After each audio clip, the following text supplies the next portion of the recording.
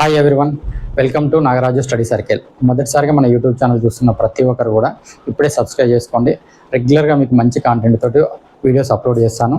ముఖ్యంగా మన YouTube channel యొక్క ముఖ్య ఉద్దేశం ఏంటంటే ప్రతి ఒక్కరికి కూడా ఇంగ్లీష్ మంచిగా నేర్చుకోవాలనే ఒక ఉద్దేశంతో ఇప్పుడు అప్కమింగ్ కాంపిటేటివ్ ఎగ్జామ్ ఏ ఎగ్జామ్ వచ్చినా కానీ మనం చూస్తే ఇంగ్లీష్ సబ్జెక్ట్ లేకుండా ఒక్క ఎగ్జామ్ కూడా లేదండి.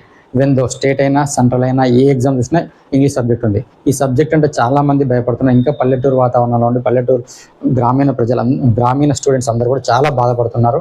అందుకే ప్రతి ఒక్కరు కూడా ఇంగ్లీష్ నేర్చుకోవాలనే ఉద్దేశంతో ఈ యూట్యూబ్ ఛానల్ స్టార్ట్ చేస్తున్నాను.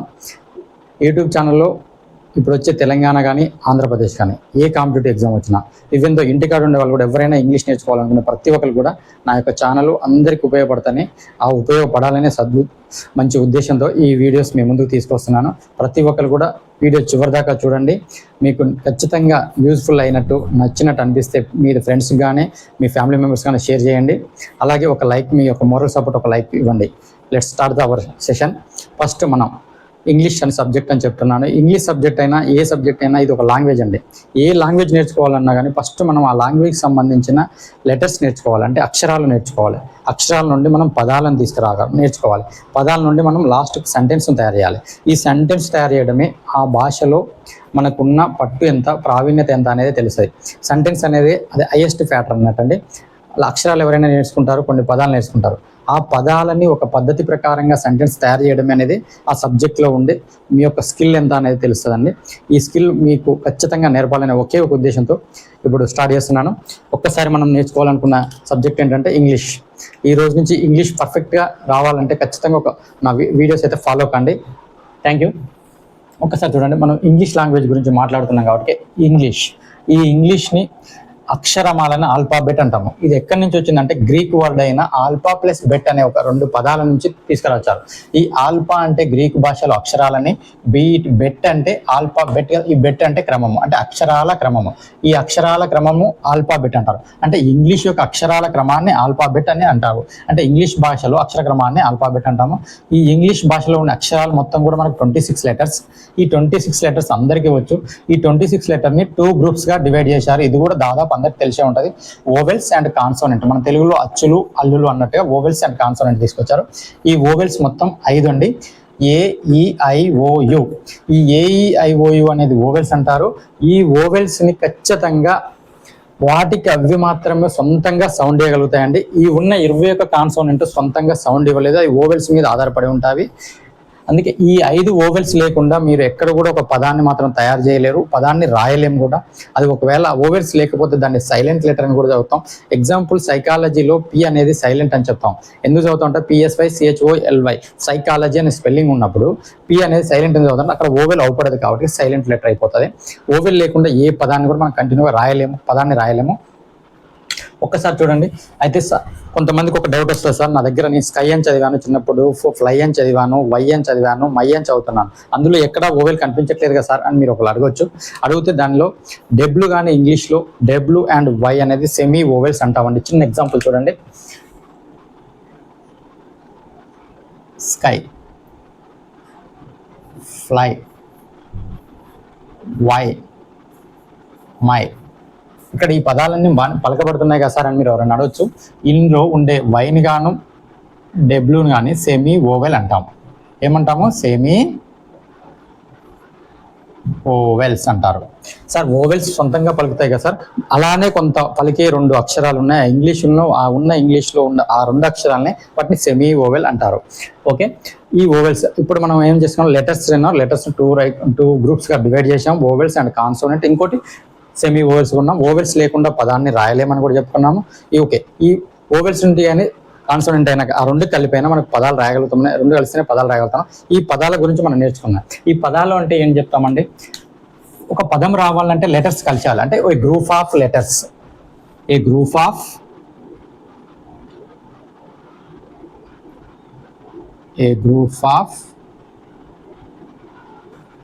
Of letters.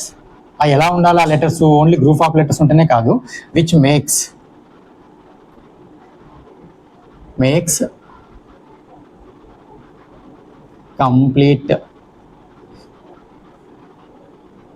Complete sense is called is called a word. ఒక్కసారి క్లియర్గా చూడండి. A group of letters which makes complete sense is called, అంటే సరైన అర్థాన్ని ఇచ్చే అక్షరాల సముదాయాన్ని, అక్షరాల కలయికనే మనం వర్డ్ అంటాము. ఇదేం సార్ సరైన పదం ఏంటి సార్ అని అడగొచ్చండి. ఇప్పుడు ఓఆర్ అంటే దీనికి ఒక అర్థం ఉందండి, 2 అక్షరాల పదము. ఏ అండి యాన్ అంటే 3 అక్షరాల పదం, దీనికి ఒక అర్థం ఉంటుందండి. KING కింగ్, ఇది 4 అక్షరాల పదం అండి, దీనికి ఒక అర్థం ఉంటుంది. మ్యాంగో అని రాశాను, 5 letters వర్డ్. ఫ్యామిలీ అని రాశాను, 6 letters వర్డ్స్. సరే ఇవన్నీ కూడా అక్షరాల సముదాయమే. ఈ అక్షరాల సముదాయానికి వీటికి ఒక అర్థం ఉంది కాబట్టి వాటిని అన్నిటి కూడా ఏ గ్రూప్ ఆఫ్ లెటర్స్, ఇవన్నీ కూడా group of లెటర్సే. 2 letters, 3 letters, 4 letters, 5 letters, 6 letters which makes complete sense, అది ఒక సరైన అర్థాన్ని కూడా పొందుతాయి కాబట్టి వాటిని ఒక లెటర్ అన్నాం. సరే అట్లా పొందకుండా ఏముంటుంది, ఇప్పుడు ఈ కింగ్లో నుంచి 5 తీసేసేద్దామండి.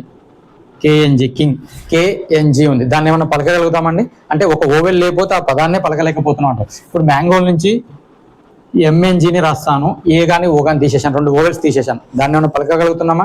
పలకలేకపోతున్నాం. ఫ్యామిలీ ఉందండి, FMLY అని రాశాను, దాన్ని ఏమన్నా పలకగలుగుతున్నామా? పలకగలగట్లేము. అంటే అక్షరాల సముదాయమే కాకుండా ఒక గ్రూప్ ఆఫ్ లెటర్సే కాకుండా అవి ఎలా ఉండాలి? కంప్లీట్ సెన్స్, అంటే సరైన అర్థాన్ని ఇవ్వగలగాలి. ఇస్తే మాత్రమే దాన్ని వర్డ్ అంటాము. ఓకే, క్లియర్, అర్థమైంది అనుకుంటున్నా.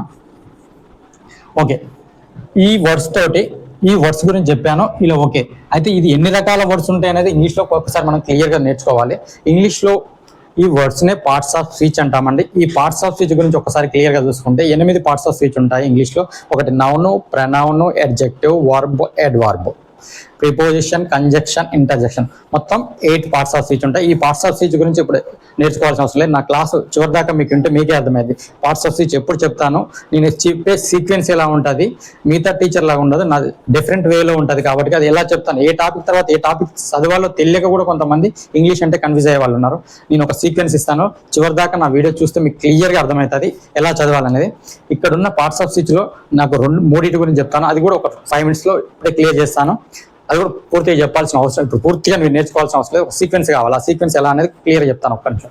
ఓకే, ఇప్పుడు మనకు పార్ట్స్ ఆఫ్ స్పీచ్ అనేది మనకు వర్డ్ అంటే పార్ట్స్ ఆఫ్ స్పీచ్. ఈ పార్ట్స్ ఆఫ్ స్పీచ్ లేదా ఈ వర్డ్స్ నుంచే మనం ఏం చేస్తాం, సెంటెన్స్ ఏర్పడతాం. అంటే పదాలను కలిపితే సెంటెన్స్ ఏర్పడతాయి. ఈ సెంటెన్స్ ఎన్ని రకాలు ఉంటాయో కూడా ఒకసారి డిస్కషన్ చేసుకోవాలంటే సెంటెన్స్ని 4 typesగా డివైడ్ చేయొచ్చు. 4 kinds ఆఫ్ సెంటెన్స్ ఉంటాయి. ఈ 4 kinds ఆఫ్ సెంటెన్స్ గురించి ఒక్క నిమిషం ఆగితే అసలు ఆ సెంటెన్స్ లో ఉండే భాగాలు ఏంటి అనేది క్లియర్ నేర్చుకోవాలి. మనం ఒక సెంటెన్స్ ఫామ్ చేయాలంటే ఆ సెంటెన్స్ ని ఎలా ఫామ్ చేస్తున్నాం అనేది క్లియర్ తెలియాలి. ఎన్ని రకాల సెంటెన్స్ ఉన్నాయనేది ముఖ్యం కాదు, ఎలా ఫామ్ చేస్తున్నాం అనేది క్లియర్.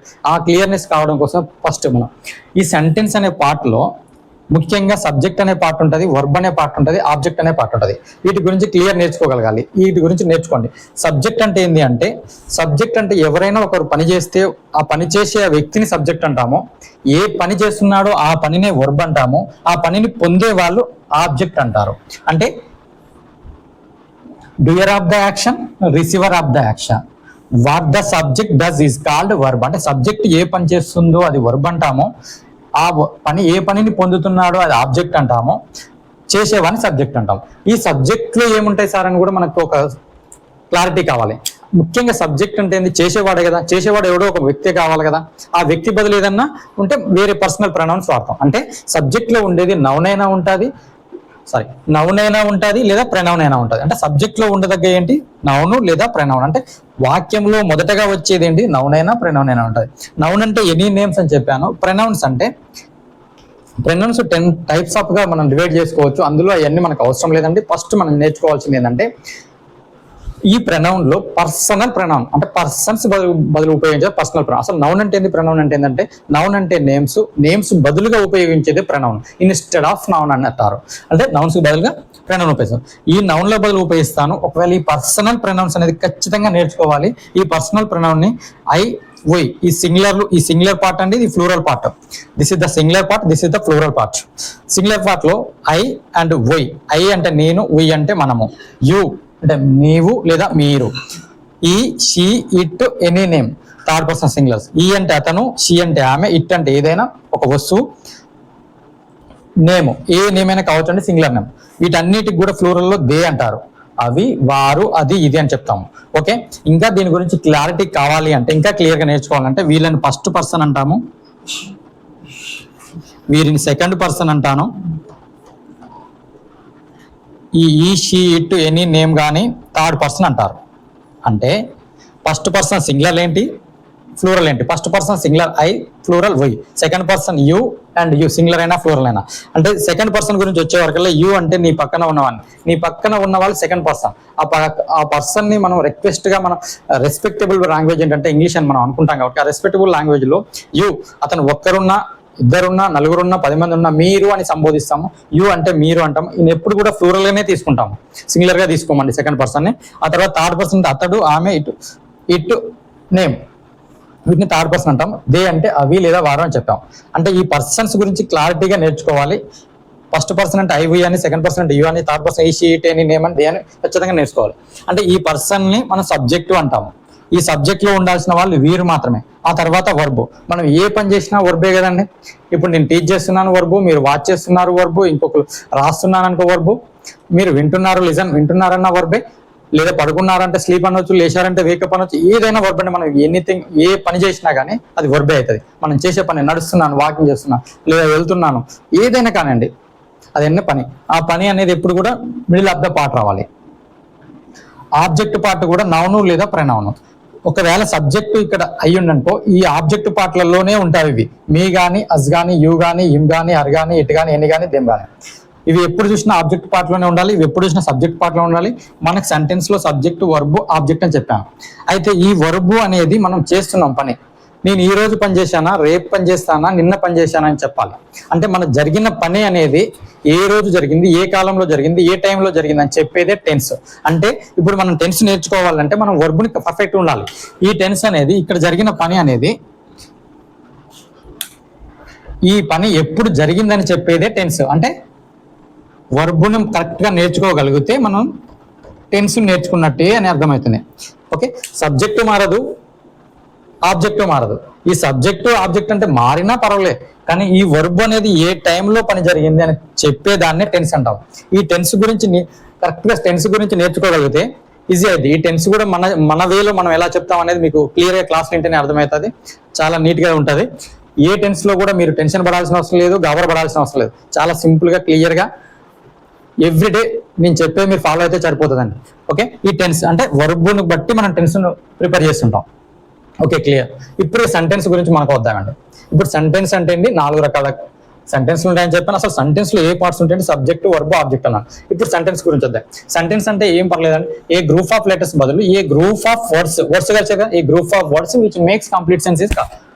అంతే అండి సెంటెన్స్ అంటే. ఇప్పుడు చూడండి ఏం చేస్తున్నాను నేను, I am teaching, I am teaching English class. I am teaching English.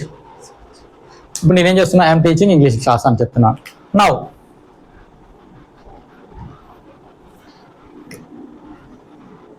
you are watching English class. My English class. You are watching English class. మీరు ఏం చేస్తున్నారు, ఇంగ్లీష్ క్లాస్ వాచ్ చేస్తున్నారు. ఇప్పుడు నేను యూ బదులు ఇక్కడ అర్ పెట్టాను అనుకోండి, ఇక్కడ సబ్జెక్ట్ బదులు ఆబ్జెక్ట్ పెట్టాను అనుకో, అది రాంగ్ సెంటెన్స్ అవుతుంది. అంటే నేనేం చెప్తున్నాను, ఏ గ్రూప్ ఆఫ్ వర్డ్సే, ఇక్కడ కూడా గ్రూప్ ఆఫ్ వర్డ్స్, ఇది కూడా ఈ బదులు ఇం పెట్టానంటే ఆబ్జెక్ట్ ప్లేస్ లో రావాల్సిన సబ్జెక్ట్ ప్లేస్ లో పెడుతున్నాను. అప్పుడు కూడా ఏమైతే ఆ సెంటెన్స్ రాంగ్ అవుతుంది. అంటే a group of words which makes complete sense is called sentence అంటారు. అంటే ఇక్కడ ఒక దానికి మీకు డెఫినేషన్ కూడా రాయమంటే రాద్దామండి, ఒక్క నిమిషం. A group of words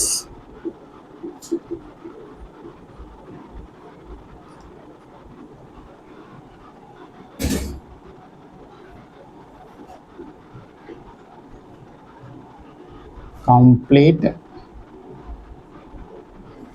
is called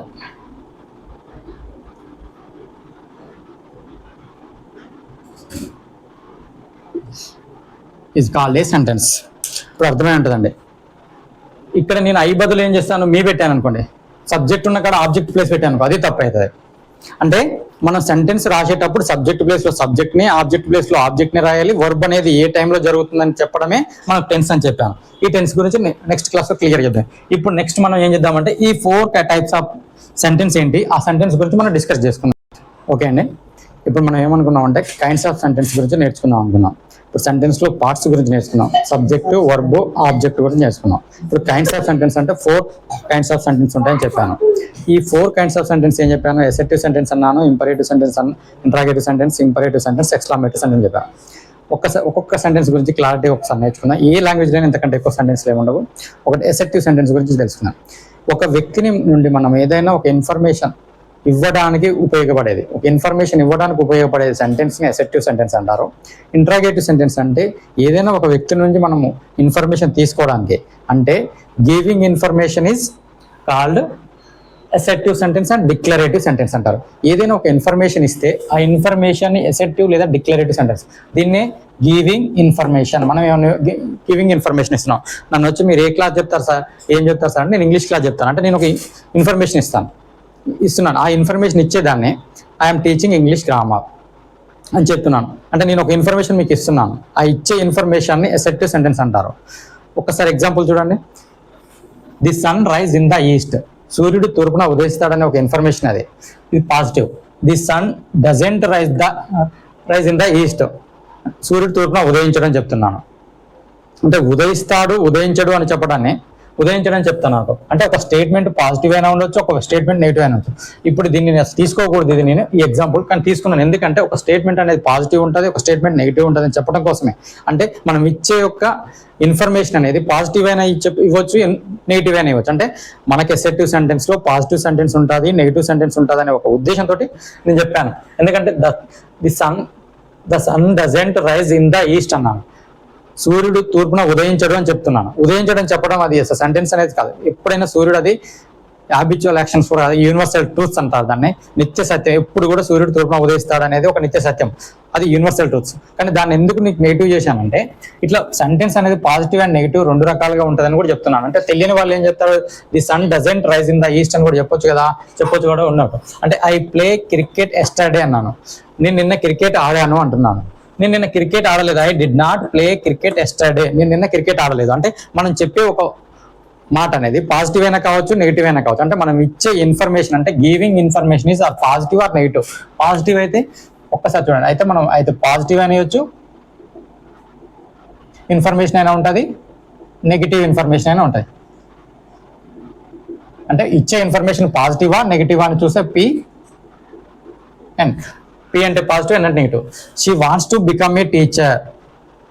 ఆమె టీచర్ కావాలనుకుంటుంది, కోరుకుంటుంది. టీచర్ కావాలని కోరుకోవడం అనేది పాజిటివ్.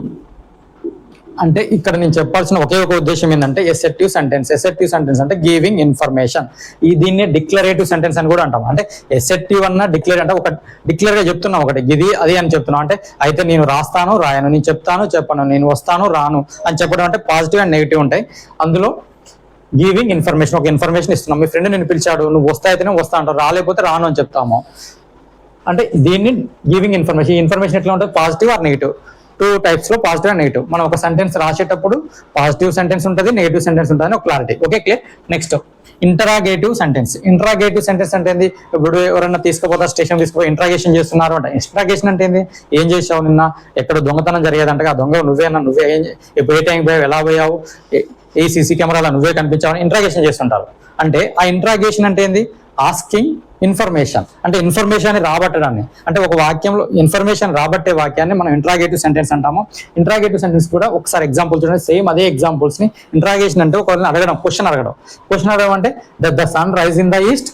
సూర్యుడు తూర్పున ఉదయిస్తాడా అని ఒక స్టూడెంట్ అడుగుతున్నాడు. Did you play cricket yesterday? నిన్న నువ్వు క్రికెట్ ఆడావా? Didn't you play cricket yesterday? నువ్వు నిన్న cricket ఆడలేదా?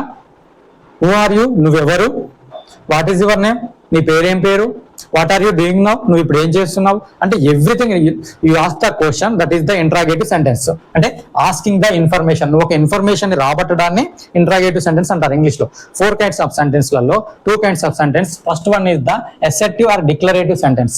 Assertive or declarative sentence. Here also positive or negative is, here also positive or negative interrogative sentence, asking the interrogative sentence అంటే asking information కూడా ఏంటి, positive అయినా ఉండొచ్చు, negative అయినా ఉండొచ్చు. Positive question అయినా అడగవచ్చు, దిస్ ఇస్ ద పాజిటివ్.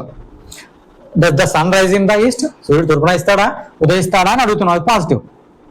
ఇది కూడా positive. This is the negative అంటే did you play cricket yesterday, నిన్న నువ్వు క్రికెట్ ఆడావా అని అంటున్నావు. నువ్వు నిన్న క్రికెట్ ఆడలేదా అంటే this is the negative. This is who are you, నువ్వెవరు, వాట్ ఈస్ యువర్ నేమ్, నీ పేరు ఏం పేరు. దిస్ ఇస్ ద పాజిటివ్, అడుగుతున్నాం అతన్ని. అంటే ఆస్కింగ్ ద ఇన్ఫర్మేషన్ రాబట్టే దాన్ని ఏ సెంటెన్స్ లోనైనా అయితే ఒక గివింగ్ ఇన్ఫర్మేషన్ అయినా ఇస్తాము, లేదంటే ఆస్కింగ్ ఇన్ఫర్మేషన్. గివింగ్ ఇన్ఫర్మేషన్ అంటే ఒక ఇన్ఫర్మేషన్ ఇస్తే అసెర్టివ్ ఆర్ డిక్లరేటివ్ సెంటెన్స్ అండ్ నీకు డిక్లేర్ చేసి చెప్తున్నావు. అతని నుండి నువ్వు ఇన్ఫర్మేషన్ తీసుకుంటే ఆస్కింగ్ ఇన్ఫర్మేషన్ వరకు మనం కంప్లీట్ చేసుకున్నాయి. 2 kinds ఆఫ్ సెంటెన్స్లలో 4 kinds ఆఫ్ సెంటెన్స్లలో అసెర్టివ్ సెంటెన్స్ అయిపోయేది, దాన్ని డిక్లరేటివ్ అన్నాము. Next second one is the interrogative sentence అయిపోయింది. ఆ తర్వాత third one is the imperative sentence. Imperative sentence గురించి డిస్కస్ చేసేటప్పుడు ఇంపరేటివ్ సెంటెన్స్ అంటే ఏం లేదండి, ఇప్పుడు అసెర్టివ్ సెంటెన్స్ అన్నా మనము గివింగ్ ఇన్ఫర్మేషన్ అని చెప్పాము. ఇంట్రాగేటివ్ అంటే ఆస్కింగ్ ఇన్ఫర్మేషన్, అంటే ఇన్ఫర్మేషన్ ఇచ్చేది, ఇన్ఫర్మేషన్ తీసుకునేది చెప్పాము. ఇప్పుడు మనం ఒక వర్క్ ఎవరికన్నా చెప్పేటప్పుడు ఆ గివింగ్ వర్క్ గురించి చెప్పేది, అంటే ఎవరికన్నా ఒక పని చెప్పేటప్పుడు ఆ పనిని మనం ఎలా చెప్తాము అనే దాన్ని బట్టే అయితే ఆర్డర్ అయినా ఇస్తాము, లేదంటే రిక్వెస్ట్ అయినా చేస్తాము. మనం బాస్ అయితే ఆర్డర్ ఇచ్చి కూడా చేస్తాం, మన తోటి కొలీగ్స్ అయితే రిక్వెస్ట్ చేస్తుంటాము. అంటే ఆడ మన పొజిషన్ బట్టి ఆర్డర్ ఇస్తున్నావా, రిక్వెస్ట్ ఇస్తున్నావా, ఎలా చేస్తున్నావు అనేది ఈ ఇంపరేటివ్ సెంటెన్స్ లో తెలుసుకుంటాం. మనం ఒక పని చెప్తాం, దాన్ని ఏమంటామంటే గివింగ్ వర్క్ అంటాం. Imperative sentence third one the kinds of sentence లో. ఇంపరేటివ్ సెంటెన్స్ అంటే గివింగ్ వర్క్, ఒక వర్క్ ఒకరికి చెప్పేటప్పుడు అది మనం అయితే రిక్వెస్ట్ అన్నా చేయొచ్చు, లేదా ఆర్డర్ అయినా చేయొచ్చు అండి. అయితే రిక్వెస్ట్ ఆర్డర్ అనేది మనం మన యొక్క పొజిషన్ బట్టి, అక్కడ ఉండే వాళ్ళ పొజిషన్ బట్టి మనం రిక్వెస్ట్ ఆర్డర్ చెప్తాము. నెక్స్ట్ ఒక చిన్న ఎగ్జాంపుల్ చూస్తే మనకు క్లారిటీ అవుతుంది. Please give me your book. Please give me your book అంటే అతన్ని మనం రిక్వెస్ట్ చేస్తున్నాం, దయచేసి మీ బుక్ ఇవ్వండి అని రిక్వెస్ట్ చేస్తున్నాం. ప్లీజ్ క్లోజ్ ద డోర్, బయటకు వెళ్తున్నాం, కొంచెం క్లోజ్ ద డోర్, బయట ఆఫీస్ నుంచి బయటకు లోపలికి వెళ్తాం, ప్లీజ్ క్లోజ్ ద డోర్ అని చెప్తాం పోయేటప్పుడు. అంటే వాళ్ళ పరిస్థితిని డోంట్ బి లేట్ టుమారో అన్నాను. డోంట్ బి లేట్ టుమారో, నువ్వు రెగ్యులర్గా లేట్గా వస్తున్నావు, రేపు నువ్వు అసలు లేట్ రావద్దు అని చెప్పేది ఒక ఆర్డర్ ఇస్తున్నావు అక్కడ. Don't be late tomorrow. Mind your own business, నీ పని ఏందో నువ్వు చూసుకో, అన్ని పనులలో తలదూకని అది ఒక ఆర్డర్ ఇస్తుంటాం.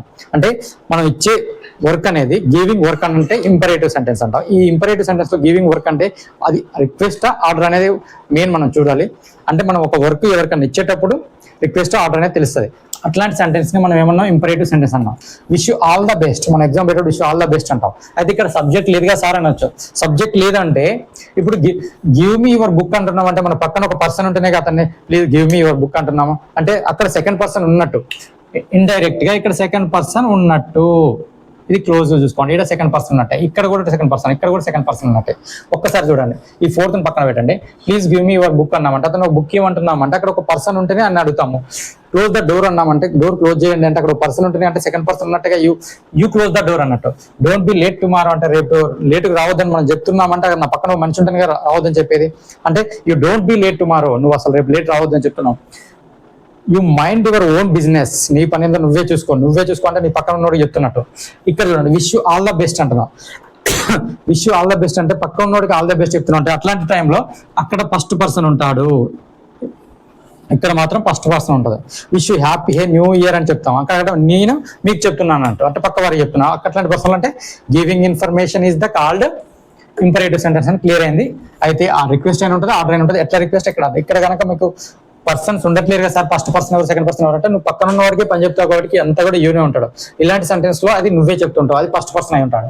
ఓకే, ఈ ఎప్పుడు కూడా ఇంపరేటివ్ సెంటెన్స్ అనేది మనం క్లారిటీగా చూసుకోవాల్సింది అంటే సింపుల్ ప్రెజెంటెన్స్ లోనే ఉంటుంది. ఒక నోట్ అని రాసుకోండి, ఇక్కడ నోట్ అని రాయండి. ఇది ఎవ్రీ టైం కూడా సింపుల్ ప్రెజెంటెన్స్ లోనే ఉండాలి. ఎలా ఉండాలి? Simple present, simple present tense లో మాత్రమే ఇంపరేటివ్ సెంటెన్స్ ఉంటుంది. Okay, clear. Next fourth one is the last one kind of sentence, exclamatory sentence. Exclamatory sentence అంటే ఇది ఏం లేదండి, పోతున్నప్పుడు ఏదైనా సడన్ ఫీలింగ్స్ కానీ సడన్ యాక్షన్స్ కానీ మనం చూసినప్పుడు ఒక్కసారి ఎగ్జైట్ అయిపోతాం చూసారా, అలాంటి సెంటెన్స్ ఎక్స్క్లమేటరీ సెంటెన్స్ అంటాము. ఈ ఎగ్జైట్మెంట్ అయ్యే సెంటెన్సే కానీ అది సాడ్ అయినా కావచ్చు, హ్యాపీనెస్ అయినా కావచ్చు. ఒకసారి సెంటెన్స్ యొక్క a sentence that express some strong or sudden feelings, ఒకేసారిగా ఎక్స్ప్రెస్ చేస్తాం some strong or sudden feelings అనుకోకుండా ఒకేసారిగా మనకు కలిగేదాన్ని ఎక్స్క్లమేటరీ సెంటెన్స్ అంటాం. ఇప్పుడు చూడండి, ఈ రోజు చాలా ఎండాకాలం అండి, ఇది బాగా ఎండాకాలం. ఇంత ఎండాకాలంలో కూడా ఒక్కసారి 4 చినుకులు వచ్చి చల్లటి వాతావరణం అయిందనుకో, అప్పుడు ఏమంటాం? How pleasant it is today అని అంటామా? అదే ఎగ్జాంపుల్ నేను ఇస్తున్నాను. How pleasant it is today, ఈరోజు ఎంత ఆహ్లాదకరంగా ఉంది, ఎంత ఆనందకరంగా ఉంది, ఇంత ఎండాకాలం కూడా ఎంత మంచిగా వాతావరణం ఉంది అని అంటామా? అలాంటి సెంటెన్స్ లో ఎక్స్క్లమేటరీస్ అంటారు. How beautiful the garden is, ఎక్కడికో మనం పోతుంటే మంచి గార్డెన్ అవ్వబడింది, how beautiful it is the garden is అని అంటామా? బాగా చల్లటి వాతావరణం, హౌ కోల్డ్ ఇట్ ఈస్, ఈరోజు ఎంత చల్లగా ఉంది అంటే సడన్ గా ఆ రోజు జరుగుతున్నప్పుడు సడన్ ఫీలింగ్స్. ఇది చూడండి, ఇప్పుడు ఇండియా మ్యాచ్ పాకిస్తాన్ మ్యాచ్ జరుగుతుంది అనుకోండి, ఒకేసారి ఇండియా గెలిచింది హురే అని అంటాం, ఒకేసారి ఎంతో హ్యాపీగా ఫీల్ అయిపోతాం. హురే India has వోన్ the match against Pakistan అని ఎంత హ్యాపీ ఫీల్ అవుతాం. అది సడన్ గా జరిగేది. ఓకే, ఇలా రోడ్ నుంచి వెళ్తున్నాం, లేదా ఒక ఫ్రెండ్కి ఏదైనా యాక్సిడెంట్ అయింది, పోతున్నాం, అలాస్ యు మీట్ అన్ యాక్సిడెంట్ అని ఎంత బాధతో చెప్తుంటాం. అంటే మన ఫీలింగ్స్ అనేది, అది హ్యాపీనెస్ ఫీలింగ్స్ అయినా కావచ్చు, సాడ్నెస్ ఫీలింగ్స్ అయినా, అలాంటి ఫీలింగ్స్, సడన్ గా జరిగే ఫీలింగ్స్, సడన్ యాక్షన్స్ ని ఎక్స్క్లమేటరీ సెంటెన్స్ అంటాము. ఈ ఎక్స్క్లమేటరీ సెంటెన్స్ ఒకేసారి నీకు మంచి ఐడియా వస్తుంది, వాట్ అన్ ఐడియా సర్జీ అంటారా? అదే సేమ్, అది కూడా ఎక్స్క్లమేటరీ. ఒక మంచి ఐడియా వస్తుందంటే what an idea, this is called exclamatory sentence. Exclamatory sentence means a sentence that express some strong or sudden feelings. Strong గా సడన్ గా ఒకేసారి జరిగే ఫీలింగ్స్ ని ఎక్స్క్లమేటరీ సెంటెన్స్. ఇక కైండ్స్ ఆఫ్ సెంటెన్స్ అంటే ఏం లేదండి, లాంగ్వేజ్ లో ఎంతకంటే ఎక్కువ మనం ఏమైనా నేర్చుతామా, ఏమైనా మాట్లాడతామా?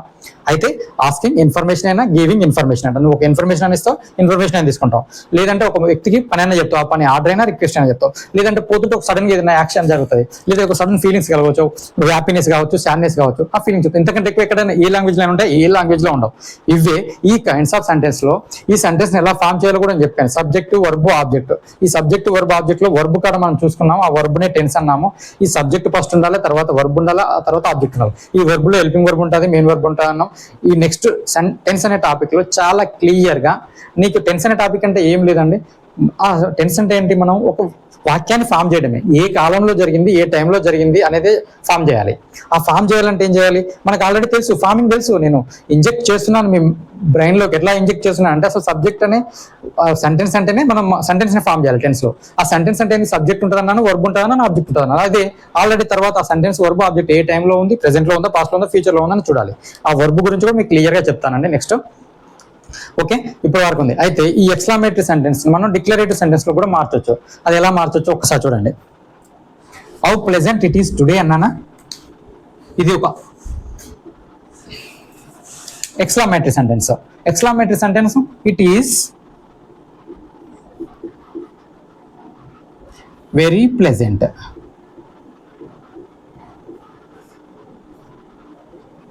It is very pleasant today. ఇంకా చూడండి, ఈ ప్లెజెంట్ అనేది కానీ, బ్యూటిఫుల్ అనేది కానీ, కోల్డ్ అనేది కానీ ఎడ్జెక్టివ్. ఈ ఎడ్జెక్టివ్ ముందు, ఎడ్జెక్టివ్ అంటే ఏంటంటే తర్వాత చూసుకున్నా. ఆ ఎడ్జెక్టివ్ అంటే ఏంటంటే నౌను యొక్క గుణాన్ని తెలిపేది, నౌను యొక్క కలర్ను తెలిపేది, నౌను యొక్క సంఖ్యను చెప్పేది, నౌను యొక్క మొత్తం నౌన్ గురించి చెప్పేది ఎడ్జెక్టివ్ అన్నాడు. ఈ నౌన్ గురించి అంటే ది గార్డెన్ అనే నౌన్ ఎలా ఉంది, బ్యూటిఫుల్ గా ఉంది. Okay, it is cold. ఈ కోల్డ్ ఏంది, చాలా కోల్డ్ గా ఉంది అని చెప్తున్నాం. ఈ కోల్డ్ అనేది కూడా ఏదో పట్టుకున్నా, ఇట్ ఈస్ వెరీ కోల్డ్ అంటున్నారు. ఆ కోల్డ్ ఏంటి, ఒక నౌన్ గురించే చెప్తున్నాం కదా. ది గార్డెన్, ఇక్కడ చూసుకోండి,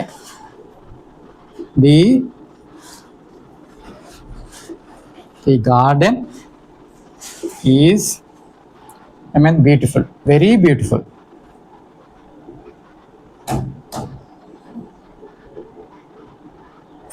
వెరీ బ్యూటిఫుల్. ఇక్కడ పులి స్టాప్ వస్తుంది, ఇక్కడ ఎక్స్క్లమేటరీ మార్క్స్ ఉంటాయి చూడండి, ఒకసారి అబ్జర్వ్ చేయండి. ఆ తర్వాత how cold it is, it is very cold. It is very cold. ఇక్కడ మనం ఏం చేస్తున్నాం, ఎక్స్క్లమేటరీ అంటే హౌ, ఎలా అంతా చెప్తామా. ఈ హౌ అనే ఎక్స్క్లమేటరీ వర్డ్ తీసేసి ఇట్ ఈస్ కోల్డ్ అడ్జెక్టివ్ కు వెరీ వెరీ యాడ్ చేసినాం. ఇలా యాడ్ చేయడం వల్ల ఎక్స్క్లమేటరీ సెంటెన్స్ ఏమవుతుంది, డిక్లరేటివ్ సెంటెన్స్ లోకి మారిపోతుంది. అంటే థర్డ్ కైండ్స్ ఆఫ్ సెంటెన్స్ లో ఫోర్త్ది ఫస్ట్ రూపంలోకి వెళ్తుంది. అంతే తప్ప ఏమి లేదు ఇందులో. చాలా సింపుల్ అండి, చాలా ఈజీగా ఉంటుంది. ఈ కైండ్స్ ఆఫ్ సెంటెన్స్ ఇప్పుడు మనం ఏం నేర్చుకోలేదు, లెటర్స్ నేర్చుకున్నాం, వర్డ్స్ నేర్చుకున్నాం, వర్డ్స్ నుంచి సెంటెన్స్ లో ఏమి పార్ట్స్ ఉంటాయో నేర్చుకున్నాం. ఆ తర్వాత కైండ్స్ ఆఫ్ సెంటెన్స్ గురించి నేర్చుకున్నాం. ఇంత సింపుల్, చాలా ఈజీ లాంగ్వేజ్, ఈజీగా నేర్చుకోవచ్చు.